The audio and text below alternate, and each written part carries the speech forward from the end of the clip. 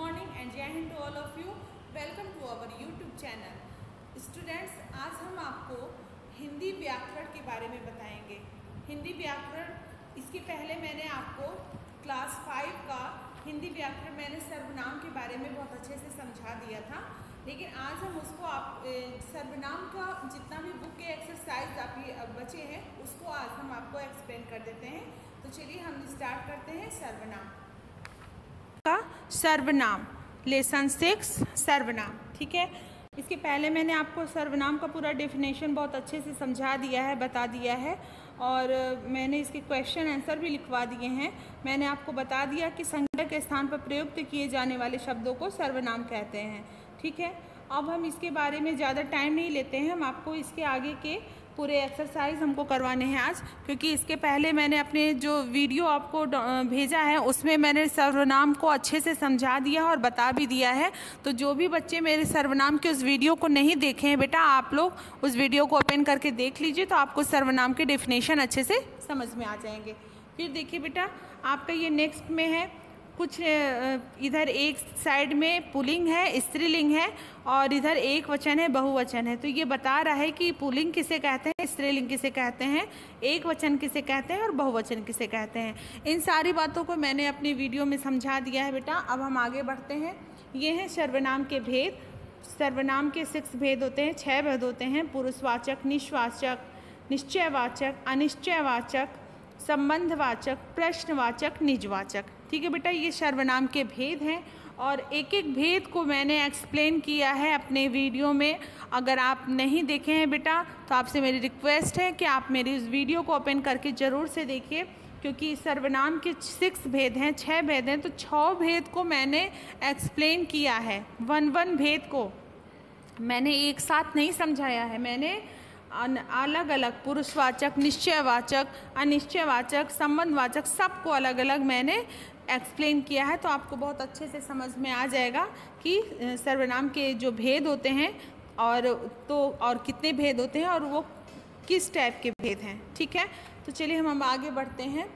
आपके ये देखिए आ गया, हमने सीखा जो भी है ये यहाँ पर लिखा हुआ है कि संज्ञा के स्थान पर प्रयुक्त किए जाने वाले शब्द को सर्वनाम शब्द कहलाते हैं, ठीक है बेटा।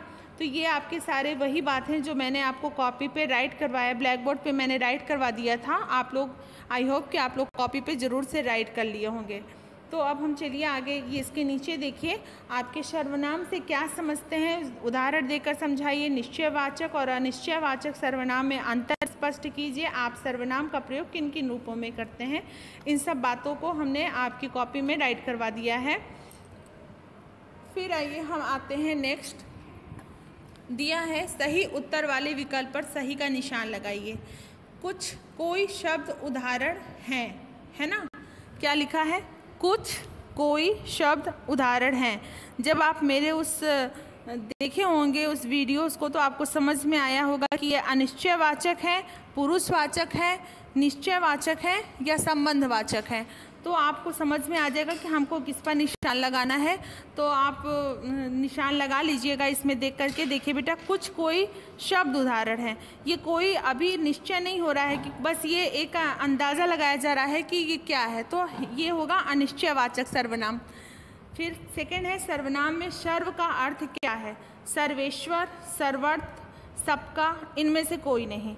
तो सर्वेश्वर भी मीन्स भी होता है ना, सब मतलब सर्व। सर्वर्थ भी होता है वही, सबका मतलब भी वही होता है, इनमें से कोई नहीं। तो ये गलत है। तो जो सबका लगा हुआ है आप उस पर निशान लगा लीजिएगा। सर्वनाम के भेद हैं 2, 6, 4, 8। तो बेटा अभी मैंने आपको बताया कि सर्वनाम के 6 भेद होते हैं, तो आपको 6 पे लगाना है। फिर उसके नीचे है सर्वनाम किसे कहते हैं, और आपको उसके सारे यहाँ पर क्वेश्चन आंसर राइट करने हैं। तो आपके पास बुक्स होंगे, आप उस पर राइट कर लीजिएगा। फिर उसके बाद है 4th में है निम्नलिखित सर्वनामों का प्रयोग करते हुए एक एक वाक्य बनाइए। ये बहुत ही ईजिली है बेटा। जैसे वह है, वह जा रहा है। तुम क्या खा रहे हो। मैं आज बाजार जाऊंगा। यह मेरी पुस्तक है। ऐसे कह करके आप यह ऐसे लिख करके आप पूरा एक वाक्य बना लीजिएगा। 5th में है आपका संज्ञा और सर्वनाम। तो आपको इसमें से छांट करके लिखना है संज्ञा और सर्वनाम। अब आपको इतना तो पता हो ही गया होगा कि संज्ञा और सर्वनाम क्या है। तो आप इसको अपने मन से करिए और आपको नहीं समझ में आएगा तो फिर मैं आपको बताऊंगी। फिर आइए नेक्स्ट देखिए, लिखा है कोष्टक में दिए गए सर्वनामों के सही रूप से वाक्य पूरे करो। तो आप इसमें से देखिए दिया है साइड में मैं, तुम, कोई, आप, हम। अब आपको ये बनाना है वाक्य। तो हम ये तो नहीं लिखेंगे कि मैं भूख लगी है ना, मुझे भूख लगी है, ये सेंटेंस सही है तो आप वहाँ पर मुझे लगा दीजिए। क्या यह तुम्हारी है, तो क्या यह तुम्हारी तुम है, नहीं। तो आप वहाँ पर कुछ ऐसा सेंटेंस बनाइए कि तुम से संबंधित वहाँ पर आपका एक अच्छा सा वाक्य बन जाए। आप इसको पूरा कंप्लीट कर लीजिएगा। फिर 7 में है निम्नलिखित वाक्यों में आए सर्वनाम शब्द के भेद लिखिए।